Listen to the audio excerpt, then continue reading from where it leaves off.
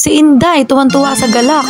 Iba talaga feeling pag nakakagala. Ito na ang parto dito sa Pinap. Nagulat ako, may mga dessert din pala dito. At meron ding mga lamesa na pwedeng kainan. Itong dalaga ko nauhaw na. At itong lemonade ang nagustuhan niya. Kaya pala maganda na nakamotor lang pumunta dito kasi wala nang parking. Lalo na ngayon papagabi na. Mas lalo na daw dadagsa ang tao. Tahimik na ang dalaga ko, busog na eh. Iniwan ko muna siya at ako na lang ang naglakad-lakad. Meron din palang fried itik dito. At syempre may inihaw na mais. Favorite ko to kaso busog na ako eh. Habang tumatagal, nahihirapan na ako maglakad. Salu-salubong na kasing mga tao. Hindi din pala luging pumunta ang mga bata dito kasi may mga laruan din. Nakakagutom din tong inasal. At meron din twist potato. Buti hindi ko kasama yung anak ko kundi magtuturo na naman yun. Karamihan sa pumupunta dito mga grupo. Madami kasi mga lamesa dito na pwede nilang kainan.